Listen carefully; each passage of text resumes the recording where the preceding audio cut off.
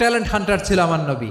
এক একজনের এক এক ট্যালেন্ট এক এক কাজে অ্যাসাইন করেছেন, এক একজনকে এক এক দায়িত্ব দিয়েছেন, এক একজনের প্রতিভাকে এক একভাবে বিকশিত হওয়ার সুযোগ দিয়েছেন। আওয়াজ করে বলেন ঠিক কি না?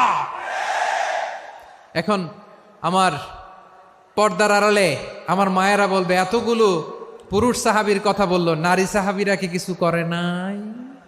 মোনাজাত হবে, দোয়া ছাড়া কেউ যাব না। রুফাইদা আল আসলামিয়া রাদিয়াল্লাহু তাআলা আনহা, ওনার বাবার নাম সাআদ আল আসলামি। বিশ্বনবী কি খেয়াল করলেন দেখেন, সাআদ ছিল মদিনার বড় ডাক্তার। এই নারী সাহাবী রুফাইদা বাবার কাছ থেকে চিকিৎসা বিদ্যা শিখেছেন। যখন শিখছে, বিশ্বনবী দেখলেন আমার তো প্রতি সপ্তাহে সপ্তাহে যুদ্ধে আহত সাহাবীদের সেবা দিবে কে? বিশ্বনবী রুফাইদাকে বললেন, রুফাইদা তুমি মসজিদে নববীর পাশে একটা মেডিকেল ক্যাম্প করো। এই যে সাকিনা আদ্দিন মেডিকেলের আমার ছাত্রী বন্ধুরা, শুনে রাখো, তোমাদের